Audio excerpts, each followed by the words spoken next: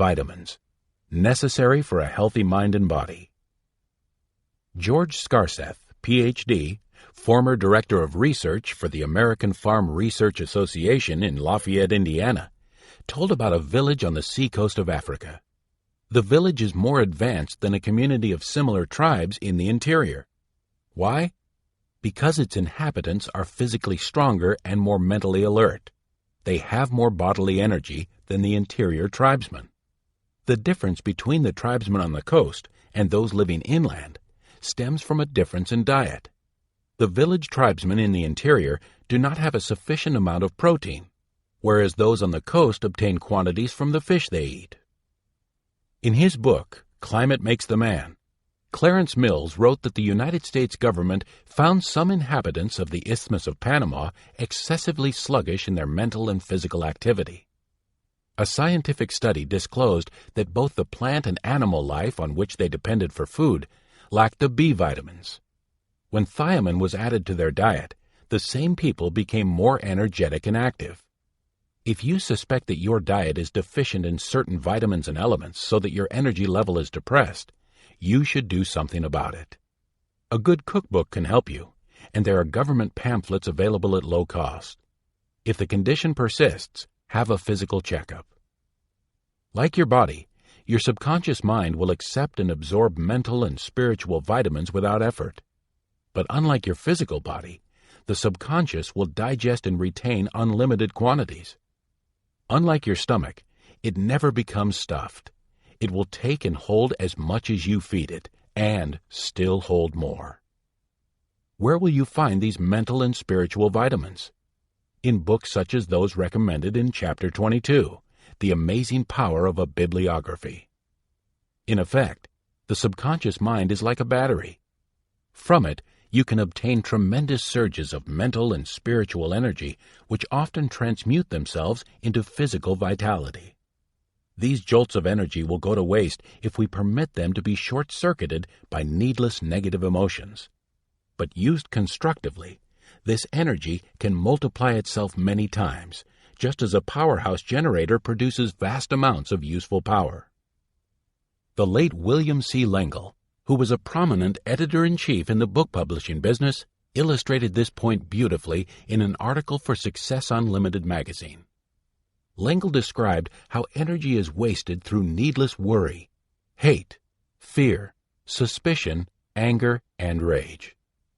All these waste elements, he said, could just as easily be transformed into power-producing units. To illustrate his point, Mr. L'Engle drew a picture of an electrical power plant. The open mouths of the furnaces, the red flames roaring inside, the water in the steam gauges bobbing at proper temperature level, the steam driving the pistons, turning the great generators, the copper commutators, golden surfaces, revolving so fast they seem motionless, green and blue sparks flashing from under the brushes, thick cables hooked up to the switchboard, carrying the electrical current throughout a city for thousands of useful purposes. Then, the other side of the picture, L'Engle continued. Same plant, same boilers, engines, generators. The only difference being that the switchboard was dark, and the heavy cables, instead of being hooked up to the switchboard, were stuck down into a barrel of water while the workmen ran tests on the plant. All of the power is, in effect, wasted. Not an elevator able to run, not a machine able to operate, not a single bulb able to light. And L'Engle concluded that in the same way, a failure uses up as much energy in his work at failing as a successful person uses in winning success. Tommy Bolt, the golf champion, used to waste his energy that way. If he sliced a ball or missed the green, he would let go with a fit of temper. Frequently, he'd become so angry that he'd wrap a golf club around the nearest tree. When he read the famous prayer of St. Francis of Assisi, it changed him into a man who directed his energy into the most fruitful channels. The prayer gave Tommy new peace of mind, and ever since then, he has carried in his pocket a card imprinted with a portion of the prayer. It reads, "God, grant me the serenity to accept the things I cannot change, the courage to change the things I can, and the wisdom to know the difference." Man is the only member of the animal kingdom who, through the functioning of his conscious mind, can voluntarily control his emotions from within rather than be forced to do so by external influences. He alone can deliberately change habits of emotional response. The more civilized, cultured, and refined you are, the easier you can control your emotions and feelings if you choose to do so. Fear, for example, is good under certain circumstances. If it were not for fear of water, many children would drown.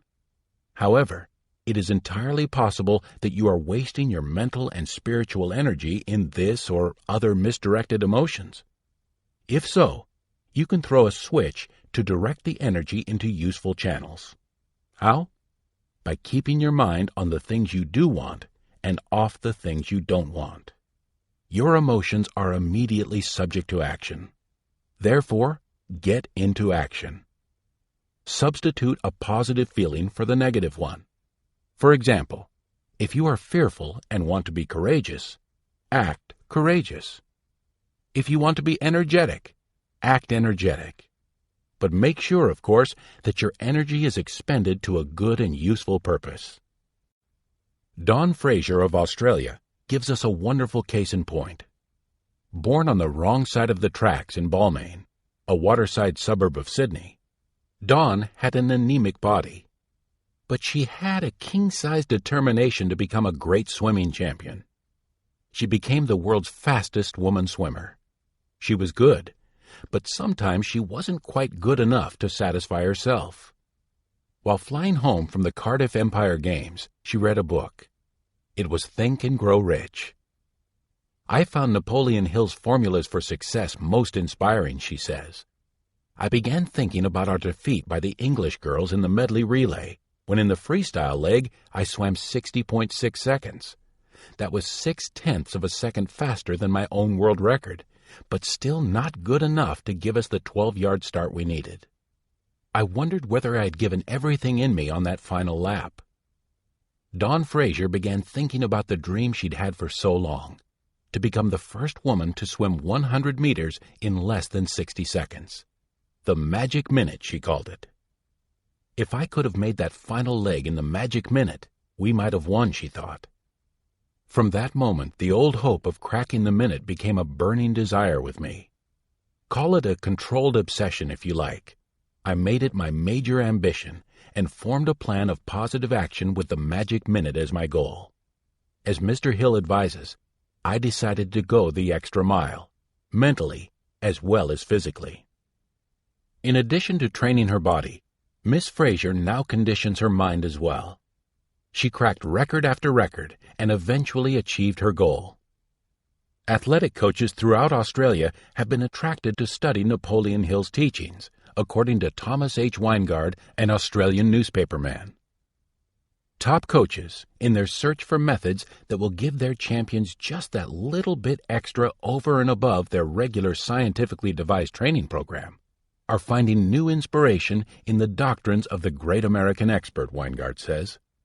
They are adapting Napoleon Hill's technique of mental approach to what is, essentially, a physical problem. Some have taken the PMA Science of Success course so they may apply the principles correctly. Is it time for you to recharge your battery? Have you now begun to apply the principles presented in Success Through a Positive Mental Attitude? Are you ready to become a champion? If so, you will want to learn how you can enjoy good health and live longer, the subject of our next chapter. Pilot number 16. Thoughts to steer by. 1. How is your energy level at this moment? 2. What is your most important source of physical, mental, and spiritual energy? 3. How can you apply the principles Dr. Thomas Kirk Curitan taught to Roger Bannister so that you'll have extra energy to achieve your own goals? 4. Do you push to the limit of your endurance, then rest and try again? 5. Is it time to recharge your battery? 6. How can you avoid or neutralize fatigue? 7. Are most of your meals based on well-balanced diets? 8. Do you take spiritual and mental vitamins daily by reading inspirational material or listening to inspirational tapes or records? 9. Is your energy being directed toward useful channels, or is it being short-circuited and wasted? 10. A failure uses up as much energy in his work at failing as a successful person uses in winning success. 11.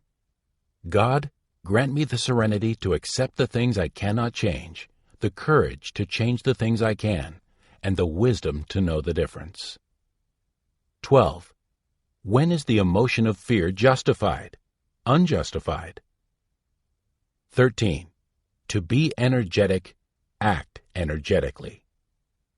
Increase your energy level through PMA. Chapter 17. You can enjoy good health and live longer.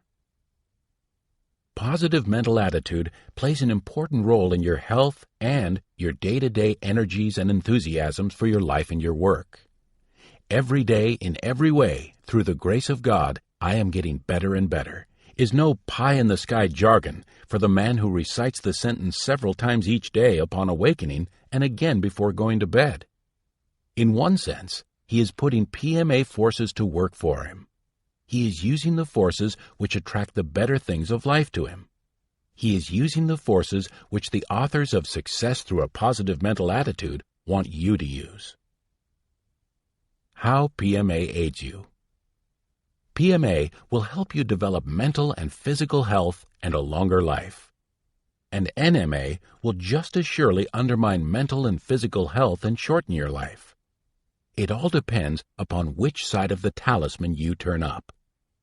Positive mental attitude, properly employed, has saved the lives of many persons because someone close to them had a strong positive mental attitude. The following incident proves the point. The baby was only 2 days old when the doctor said, "The child won't live." "The child will live," responded the father. The father had a positive mental attitude. He had faith. He believed in the miracle of prayer. He prayed. He also believed in action. And he got into action.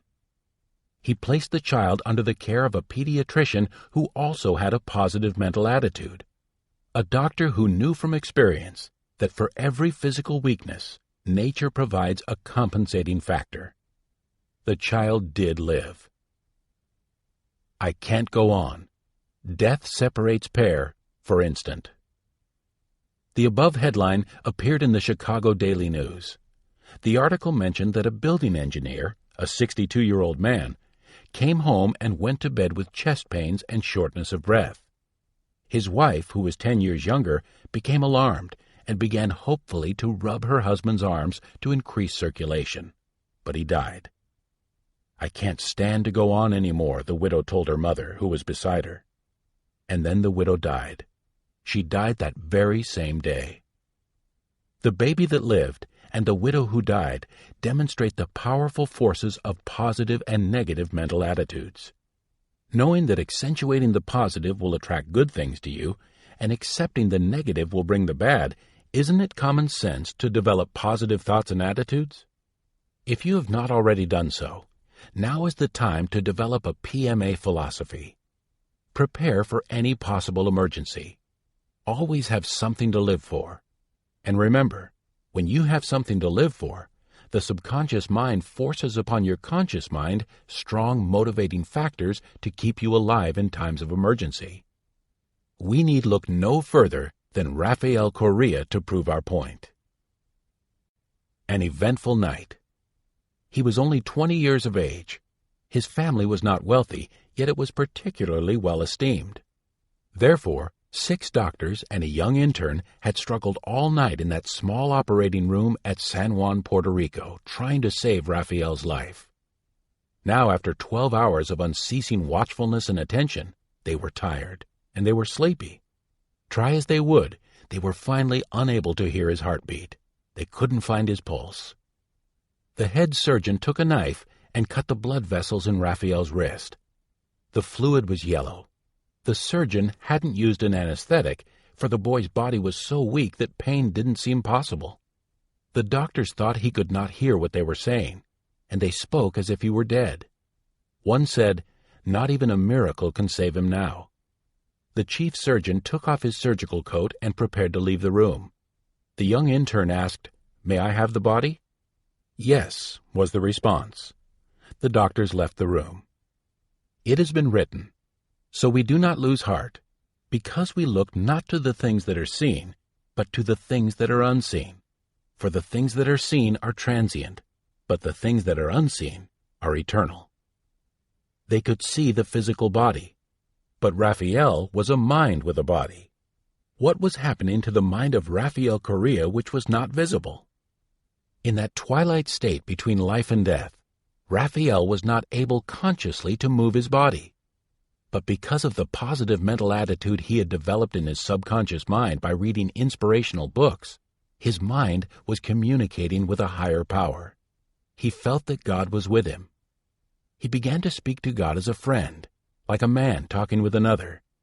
"You know me. You are inside me. You are my blood. You are my life. You are my everything. There is but one mind, one principle, one substance in the universe, and I am one with all else. If I die, I don't lose anything. I just change form. But I am only 20 years old. Dear God, I'm not afraid to die, but I'm willing to live. If you choose to give me life someday, somehow, I'll be able and willing through your mercy to lead a better life and to help others." As the intern approached Raphael, he looked at Raphael's face and observed the twitching of his eyelids and a teardrop falling from the corner of his left eye. Doctor, come quickly. I think he's alive," he called excitedly. It took more than a year for him to regain his strength, but Raphael Correa did live. Some years later, Raphael flew from San Juan to Chicago to ask the authors to hold a 3-evening PMA seminar at San Juan. It was then that Raphael told us his story of that eventful night in his life. We were inspired by his story, and particularly also by the fact that since he had been granted his life, he was trying to make good on his promise to help others. We flew to San Juan to conduct the seminar. While we were in San Juan, Raphael introduced us to the chief surgeon who had been with him all that night, and the doctor confirmed Raphael's story. During the course of the conversation, we asked Raphael, "What was the name of the book that influenced you in your hour of need?" Raphael replied, "I had read many inspirational books, but I believe the thoughts that went through my mind that night were primarily from Science and Health, with Key to the Scriptures by Mary Baker Eddy." As proved by Raphael, inspirational books are tremendously instrumental in changing lives, and there is no book with more inspiration and motivation than the Bible. The Bible has changed the lives of more persons than any other book. It has helped countless thousands to develop physical, mental, and moral health. Reading the Bible has developed a greater understanding of its truths in many persons and caused them to draw closer to their own church. This is because the Bible has motivated them to positive action. An inspirational book like the one you are now listening to can also motivate you. It can be the catalyst which starts you on the road to desirable, positive action and success. Use a book as a catalyst. The dictionary defines a catalyst in physical chemistry as a substance that causes or accelerates a chemical reaction. The dictionary further states that an anti-catalyst or negative catalyst retards a reaction. The authors recommend that you use good inspirational books as positive catalysts to accelerate your progress toward achievement of true success in life. And they hasten to warn you that you choose such catalysts with care. In Chapter 22 of this book, entitled The Amazing Power of a Bibliography, you will find listed many books which the authors guarantee can act as positive catalysts in your life, if you are ready. Martin J. Coe, in his book Your Greatest Power, tells of a British regiment that used the 91st Psalm as a catalyst to aid them not just to achieve a material goal, but for the very preservation of life itself. Coe wrote, F. L. Rawson, noted engineer and one of England's greatest scientists, in his book Life Understood, gives an account of a British regiment under control of Colonel Whittlesey, which served in the World War for more than 4 years without losing a man.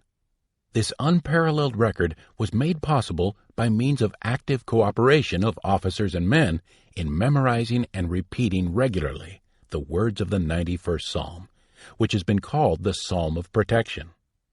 Protection of your life can also be accomplished by protecting your health. And let there be no misunderstanding about it. Your health is one of your most valuable assets. Many a man today would be more than willing to trade his wealth for good health. I'd rather have my health than his money. It is said that a healthy, ambitious 18-year-old clerk in a produce firm in Cleveland, Ohio, developed a major definite aim of becoming the world's richest man. At the age of 57, he retired on doctor's orders. Like many American businessmen, he had it, stomach ulcers and shot nerves. In addition, he was a hated man. I'd rather have my health than his money, many said. John K. Winkler tells the story in John D., A Portrait in Oils. Can money buy physical and mental health, a longer life, and the esteem of your fellow men? When John D. Rockefeller retired from active business, his major definite aims were to develop a healthy body, maintain a healthy mind, live a long life, and later, to win the esteem of his fellow men. Could money buy these? It did. Here's how Rockefeller did it, and what it can mean to you. Rockefeller attended the Baptist church services every Sunday and took notes to learn the principles that he might apply daily. Slept 8 hours every night and took short naps every day, and through rest he avoided harmful fatigue. Took a bath or shower every day. He was neat and clean in his appearance. Moved to Florida to a climate conducive to his good health and longevity. Lived a well-balanced life, for fresh air and sunshine were absorbed while he daily engaged in his favorite outdoor sport, golf. And indoor games, reading, and other wholesome activities were enjoyed with regularity. Ate slowly, in moderation, and chewed everything well. The saliva in his mouth was permitted to mix with the masticated foods and liquids, and they were well digested before they were swallowed. They were swallowed at body temperature. Foods too hot or too cold for the mouth were not dumped into his stomach to burn or freeze its lining. Digested mental and spiritual vitamins. For grace was said at each meal, and at dinner it was his custom to have his secretary, a guest, or a member of his family read the Bible, a sermon, an inspirational poem, a motivating article from a newspaper, magazine, or book. Employed Dr. Hamilton Fisk Bigger full-time. Dr. Bigger was paid to keep John D. well, happy, and alive. He did this through motivating his patient to develop a cheerful, happy attitude. And Rockefeller lived to be 97. Didn't want the hatred of his fellow men to be inherited by the members of his family. Therefore, he began intelligently to share a part of his possessions with the needy. At first, Rockefeller's motive was primarily a selfish one. He wanted a good reputation. Then something happened. By acting generous, he became generous. And by bringing happiness and health to many through his charitable and philanthropic contributions, he found them for himself. And the foundations he established will benefit mankind for generations to come. His life and money were instruments for good. This world is a better and healthier world to live in because of John D. Rockefeller. You shouldn't have to amass a fortune before you come to realize that PMA will attract perfect health. But there are some other ingredients which should be used along with PMA, and one of them is health education. Don't be ignorant about your health. The price of ignorance is sin, sickness, and death. What do you know about hygiene? Hygiene is defined as a system of principles or rules designed for the promotion of health. Social hygiene often refers specifically to venereal contagion. Ignorance of physical, mental, and social hygiene can lead to sin, sickness, and death. If you are timid in discussing such matters, read Venture of Faith by Mary Alice and Harold Blake Walker. Today, because of PMA, the family, schools, churches, press, the medical profession, federal and state governments, and youth organizations endeavor to lift the dark cloud of ignorance regarding physical, mental, and social hygiene through education. Prevention is taught as well as cure. But a cure for alcoholism is not so easy to come by as education and hygiene. Alcoholism ranks as the fourth largest health problem in the nation. It follows mental and moral disease, and is one of the greatest contributors to those two diseases. The economic cost of alcoholism is $25 billion per year. The greater portion of this is loss of time to industry, followed by hospital costs and physical damages caused mainly by automobile accidents. But the money loss is negligible compared to the loss of physical, mental, and moral health, and the loss of life attributable to alcoholism. An alcoholic has a mental illness which lies dormant until his first drink. If he doesn't start the habit, liquor doesn't have the power of attraction for him. If he drinks, the affinity is strong, and he will drink to excess. If he drinks to excess, the attraction may become irresistible or seem so. And when he tries to resist and doesn't succeed, he may believe he cannot be cured. What happens to excessive drinkers? Alcohol is known to alter the brain waves as recorded by the scientific instrument known as an electroencephalograph. It has a most potent influence on nerve cell metabolism, which results in slow rhythms and eventual suppression of voltage, and brings about a change in the level of consciousness. A human body is alive only as long as its subconscious mind functions.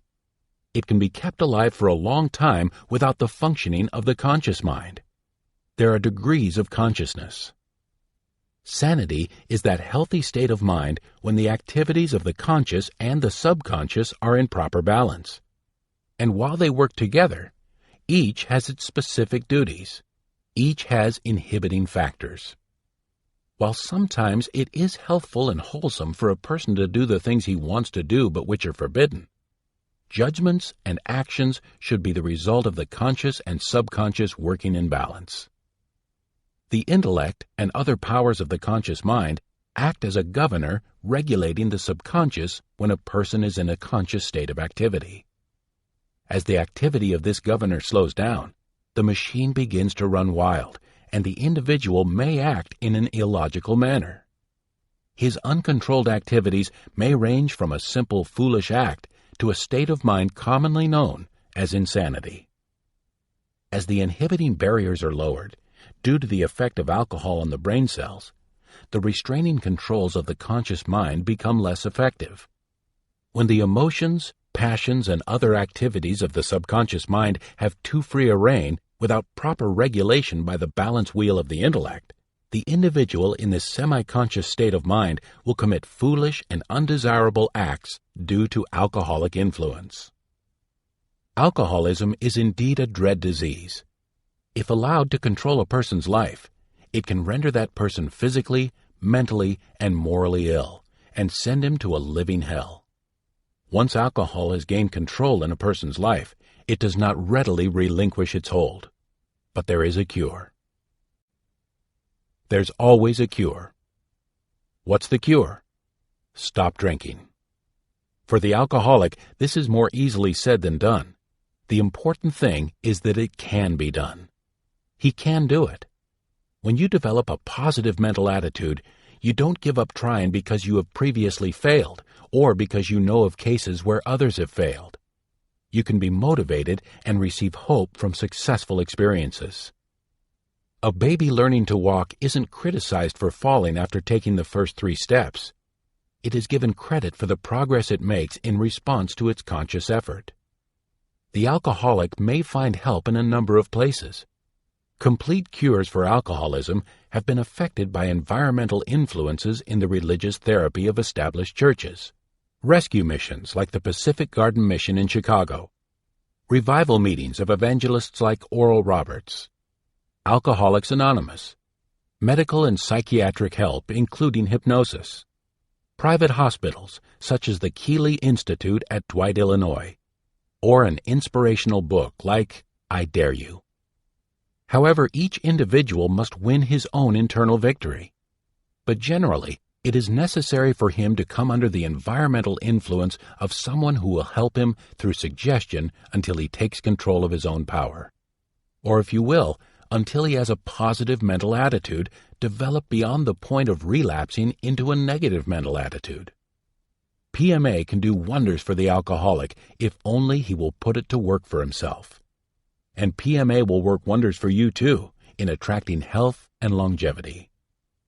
Uncertainty about your health can undermine your PMA by causing you to worry about every little ache or pain. The longer you remain uncertain, the more your attitude changes direction from positive to negative. And if the symptoms you have noticed really do denote a condition that requires attention, the longer you remain uncertain and do nothing, the greater are the opportunities for that condition to develop. Don't be uncertain about your health. Get into action. Take the guesswork out of your health. He was a young, dynamic, successful automobile sales manager. His whole future was ahead of him, yet he was mighty low. In fact, he expected to die. He even selected and purchased his cemetery lot and made all arrangements for his burial. He got his house in order. But here's what actually happened.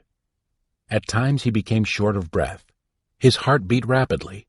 His throat choked up. Eventually, he went to his family doctor, who was a very successful physician and surgeon.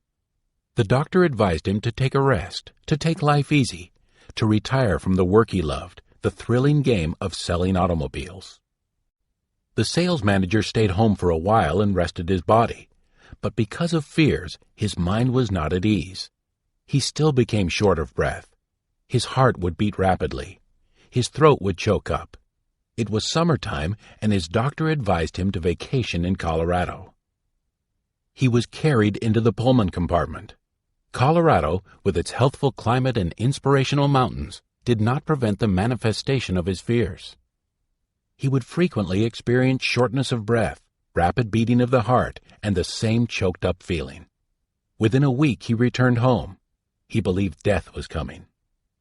Take the guesswork out of it, this salesman was told, as you might be told by one of the authors.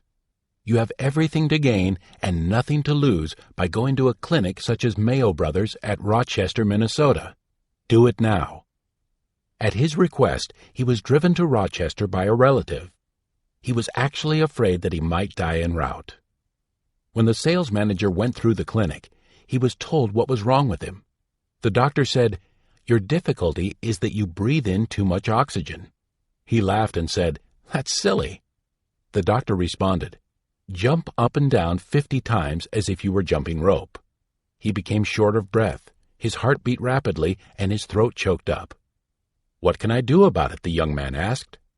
The doctor responded, "When you feel this condition coming on, you can, 1, breathe into a paper bag, or 2, just hold your breath for a little while."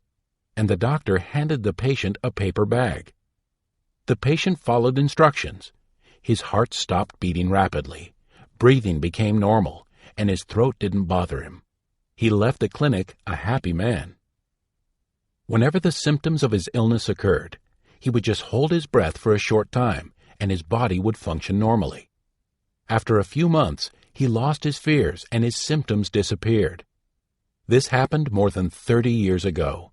He hasn't required medical attention since. Of course, not all cures are so easily effected. There are times when you may have to use all your resources before aid is found. However, it is wise to continue the search with persistence and a positive mental attitude. Such determination and optimism usually pay off. It did for another sales manager. Let us tell you about him. There is always a cure. Find it. This particular sales manager registered in a small-town hotel and fell and broke a leg as he entered the room assigned to him. The hotel manager took our sales manager to the nearest hospital where an attending physician set his leg. A few days later, it was considered safe for him to be moved, and he returned to his home. He convalesced for several weeks under the attention of his family physician, but while he seemed to improve, the fracture did not heal. After many weeks, the doctor told him that he would get progressively worse. He would become a cripple. This sales manager was very much disturbed because his work required that he be on his feet. He discussed the matter with one of the authors, who said, "Don't believe it. There is always a cure. Find it. Take the guesswork out of it. Do it now." He was told the story of the automobile sales manager as it has been told to you, and it was suggested that he make arrangements to go to Mayo Brothers Clinic. He also left the clinic a happy man. Why? He was told, "Your system needs calcium.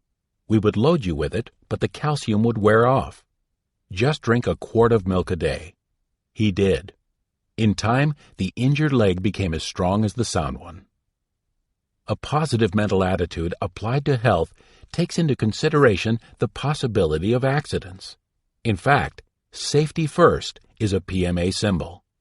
From it, you receive the suggestion to become alert and enforce your desire to live, to save life and property. Be sure you're not driving to your own funeral. A newspaper article carried a headline reading, "Late for a funeral, 6 die in 100-mile-per-hour blowout." The lead read, 6 funerals were precipitated Sunday by the crash of an automobile whose driver was stepping on the gas in fear he and his relatives would be late for one funeral. Drive carefully if you want to be physically and mentally healthy, and if you want to live longer. As a pedestrian, be alerted to the hazards and obey traffic laws. And when you ride with another person at the wheel of the automobile, remember, you are at the mercy of his physical and mental weaknesses, if any, as well as the mechanical condition of his car. Have the courage to refuse to ride with an intoxicated driver, or in an automobile in which the brakes don't operate properly, even if you own the car. The life you save may be your own. Safety first saves lives with PMA. Although it cost $1 million a floor for each of its 41 stories, the Prudential Building in Chicago was the most inexpensive office building of its kind ever constructed. Why? It didn't cost a single life. There were no serious accidents. Safety factors were installed because of PMA. In comparison, negative mental attitudes comprising ignorance and carelessness caused in tragic accidents 1 death for every 100 feet of height of the Empire State Building. 110 deaths in the construction of Hoover Dam. 1 life for every 110 feet in the construction of the San Francisco-Oakland Bay Bridge. 80 deaths in the construction of the Colorado River Aqueduct. 1,219 deaths in the construction of the Panama Canal. There were 4,766 additional fatalities during the construction of this project from other causes. 97 deaths in the building of Grand Coulee Dam and the Columbia River Basin Project. Of course, no one actually knows when tragedy will strike, but it always is better to be prepared. You will be prepared if you have a positive mental attitude. Aunt Kitty was. When tragedy strikes. Aunt Kitty lost her only son when he was 9 years old. Like many good housewives and mothers, she had no business training. But Aunt Kitty did have a strong religious faith. She knew that in spite of her great loss, it was her job to go on living and contributing her share to make this world a better world to live in. But how could she maintain physical and mental health so that she could go on? Aunt Kitty decided that in order to ease her pain and fill the great void in her life, she would have to keep very busy and do whatever her abilities would permit to make other people happy, since she could no longer do this for her son. So she got a job as a waitress in a busy restaurant. Her hours were long. Her work made it mandatory to talk with people and to act cheerful.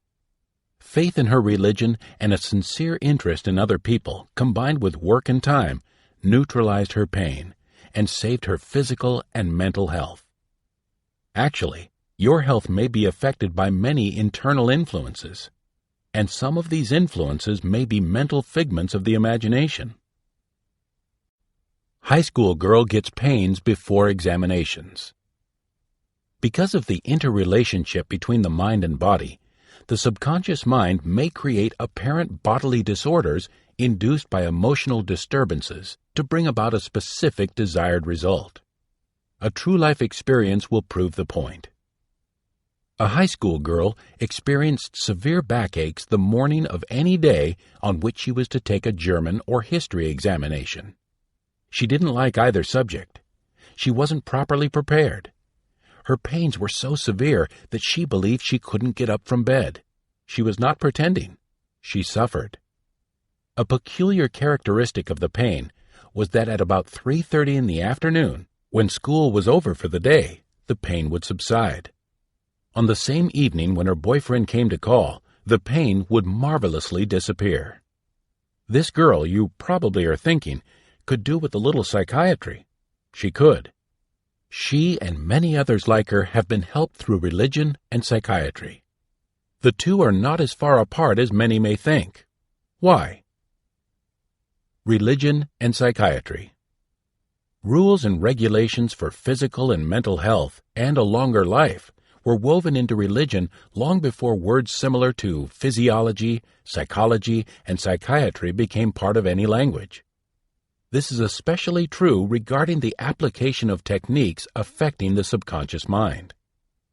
It is easy to see why psychiatric clinics and counseling services are becoming an integral part of church organizations regardless of their religious denominations.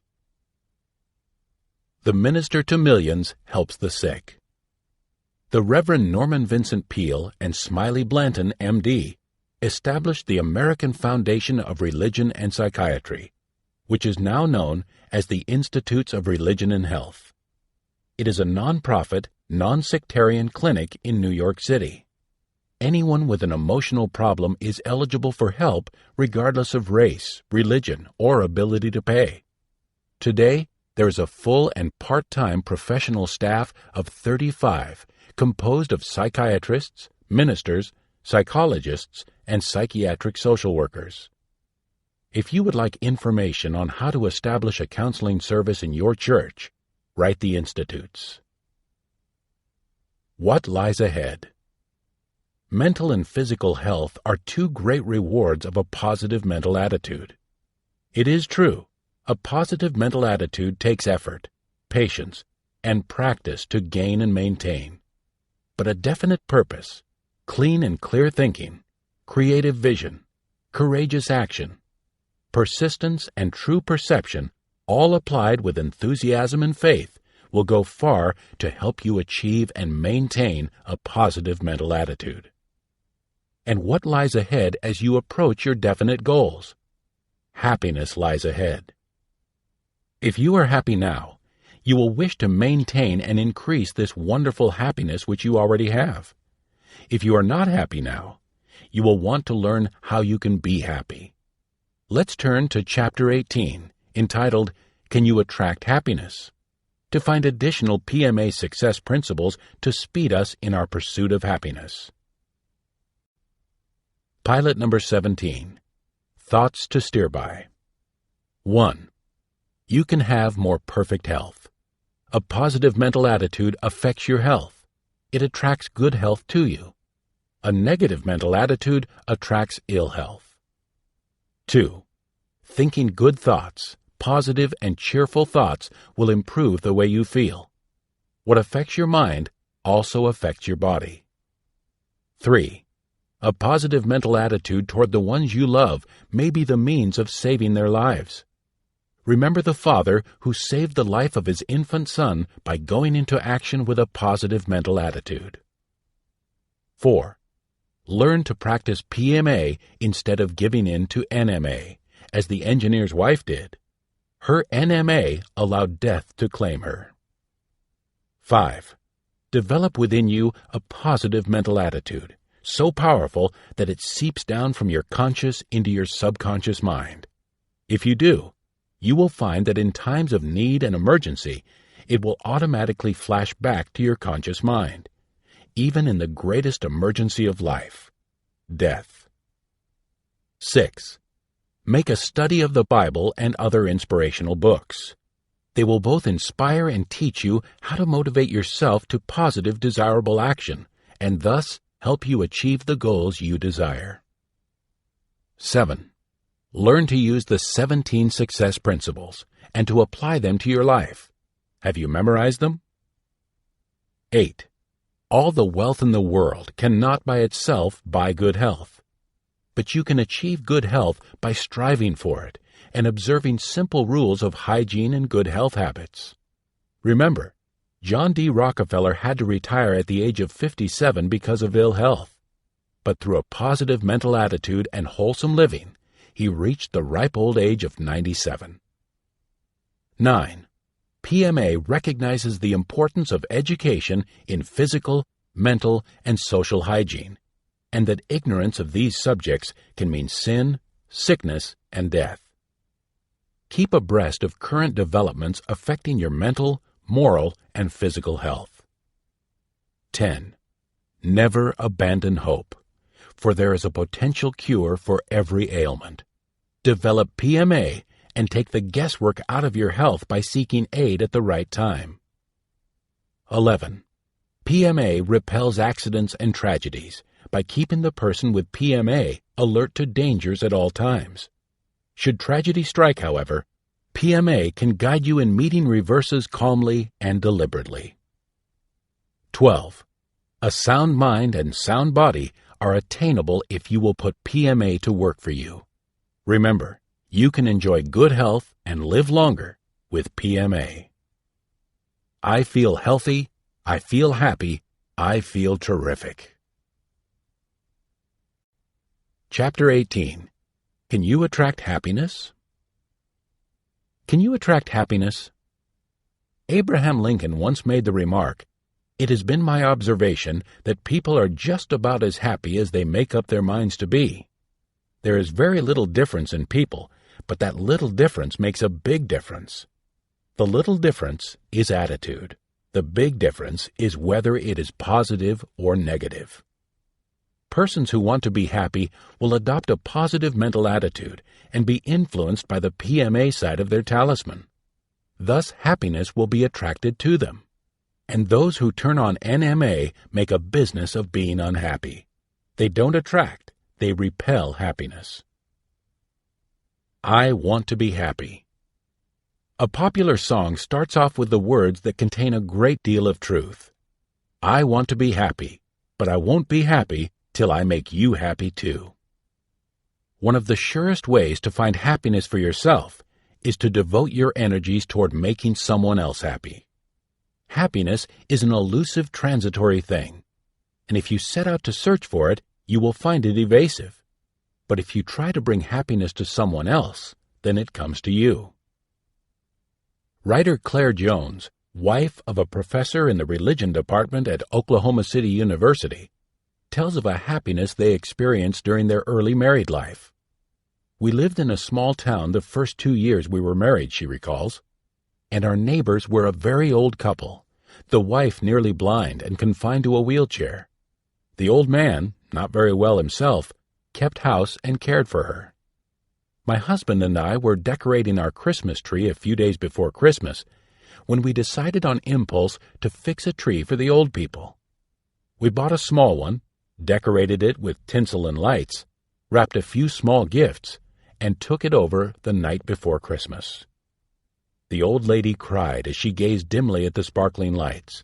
Her husband said over and over, "But it's been years since we had a tree." They mentioned that tree nearly every time we visited them during the next year. The next Christmas, they were both gone from the little house. It was a small thing we had done for them, but we were happy that we'd done it. Now, the happiness they experienced as a result of their kindness was a very deep, warm feeling, the memory of which will remain with them. It was a very special kind of happiness that comes to those who do kind deeds. But the kind of happiness which is most common and most constant comes closer to being a state of contentment, a state of being neither happy nor unhappy. You are a happy person during a period when you predominantly experience that positive state of mind in which you are happy combined with that neutral state of mind in which you are not unhappy. And you can be happy, content, or unhappy, for the choice is yours. The determining factor is whether you are under the influence of a positive or negative mental attitude, and that factor you can control. Handicaps are no barrier to happiness. Surely, if ever there was a person who might have been expected to complain of unhappiness, Helen Keller was that person. Born deaf, mute, and blind, deprived of knowledge of normal communication with the persons who surrounded her, she had only her sense of touch to help her to reach out to others and to experience the happiness of loving and being loved. But reach out she did, and through the aid of a devoted and brilliant teacher who in love reached out to Helen Keller, that deaf, mute, and blind little girl became a brilliant, joyful, happy woman. Miss Keller once wrote, "Anyone who out of the goodness of his heart speaks a helpful word, gives a cheering smile, or smooths over a rough place in another's path, knows that the delight he feels is so intimate a part of himself that he lives by it. The joy of surmounting obstacles which once seemed unremovable, and pushing the frontier of accomplishment further, what joy is there like unto it?" If those who seek happiness would stop one little minute and think, they would see that the delights they already experience are as countless as the grasses at their feet, or the dewdrops sparkling upon the morning flowers. Helen Keller counted her blessings and was profoundly grateful for them. Then she shared the wonder of these blessings with others, and caused them to feel delight. Because she shared that which is good and desirable, she attracted unto herself more of that which is good and desirable. For the more you share, the more you will have. And if you share happiness with others, happiness will grow richer within you. But if you share misery and unhappiness, you will attract misery and unhappiness to yourself. And we all know of persons who are eternally having troubles, not problems or opportunities in disguise. Theirs are spelled Trouble. No matter what happens to them, it just isn't good. And this is because they are always sharing their troubles with others. Now there are many lonely people in this world who long for love and friendship but never seem to get it. Some repel that which they seek with NMA. Others curl up in their little corners and never venture out. They secretly hope that something good will come to them, but they do not share any of the good which they enjoy. They do not realize that when you withhold from others that which you have which is good and desirable, your own portion of the good and desirable diminishes. Others, however, have the courage to do something about their loneliness, and they find their answer in sharing the good and beautiful with others. There was one such little boy who was a very lonely, unhappy little boy indeed. When he was born, his backbone was arched into a grotesque hump, and his left leg was crooked. Looking at the infant, the doctor assured the boy's father, "But he'll get along all right." The family was poor, and the baby's mother died before he was a year old. As he grew up, other children shunned him because of his misshapen body and his inability to participate successfully in many of their activities. Charles Steinmetz was his name, and he was a lonely, unhappy little fellow. But the great giver of all good had not overlooked this little fellow. To compensate for his misshapen body, Charles had been endowed with an extraordinarily keen mind. Using the greatest asset available to him, Charles ignored his physical disabilities about which he felt he could do nothing, and worked to excel with his mind. At 5, he could conjugate Latin verbs. At 7, he learned Greek and a smattering of Hebrew. At 8, he had a good understanding of algebra and geometry. When he went on to college, he excelled in all his studies. In fact, he was graduated with honors. He had carefully saved his pennies so he could rent a dress suit for the occasion. But with the inconsiderate cruelty that is so often characteristic of persons under the influence of NMA, the school authorities posted a notice on the bulletin board excusing Charles from the ceremonies. At long last, it occurred to Charles that instead of trying to force respect for himself from people by making them take notice of his mental capacities, he would cultivate their friendship. He would use his abilities not to attract notice and to satisfy his own ego, but for the furtherance of the good of mankind. To start his new way of life, he boarded a ship and came to America. Having reached this country, Charles Steinmetz began to look for a job. Several times he was rebuffed because of his appearance, but he finally landed a job with General Electric as a draftsman at $12 a week. In addition to his regular duties, he spent long hours in electrical research, and he endeavored to cultivate the friendship of his fellow employees by trying to share with them that which he had that was good and desirable. After some time, the chairman of the board of General Electric Company recognized the rare genius of this man and said to Charles, "Here is our entire plant. Do anything you want with it. Dream all day if you wish. We'll pay you for dreaming." Charles worked hard, long, and earnestly. During his lifetime, he patented more than 200 electrical inventions and wrote many books and papers on problems of electrical theory and engineering. He knew the satisfaction of a job well done, and he also knew the satisfaction of making contributions which went far to make this world a better place to live in. He accumulated wealth and acquired a lovely home which he shared with a young couple he knew. Thus Steinmetz experienced the happiness of a full and useful life. Happiness begins at home. The greater part of the life of each of us is spent in our homes with our families. And unfortunately, that dwelling which should be a haven of love, happiness, and security, too often turns into an antagonistic place where the members do not enjoy happy and harmonious relationships. Problems in the home can arise for many reasons. In one of our PMA Science of Success classes, a very gifted, aggressive young man of about 24 was asked, "Have you a problem?" "Yes," he replied. "My mother. In fact, I have decided to leave home this weekend." When the student was asked to discuss his problem, it became evident that the relationship between him and his mother was not harmonious. It was apparent to the instructor that her aggressive, dominant personality was similar to his. The class was informed that the personality of an individual can be compared to the powers of a magnet. When two like powers are in line and push or pull in the same direction, they are drawn to each other by attraction. When the powers are opposed to each other, they resist and repel one another. When they are placed side by side and both confront the same outside forces, the individuals, like the magnets, remain separate entities. Yet their strength to attract and repel these forces is increased even though between themselves they are opposed. The instructor continued by saying, "It appears that your behavior and that of your mother are so similar that you can determine how she reacts to you by the way you react to her. You can probably evaluate her feelings by analyzing your own. Therefore, you can solve your problem easily." When two forceful personalities are opposed, and it is desirable that they live together in harmony, at least one must use the power of PMA. Here's your specific assignment for this week. When your mother asks you to do something, do it cheerfully. When she expresses an opinion, agree with her in a pleasant, sincere manner or don't say anything.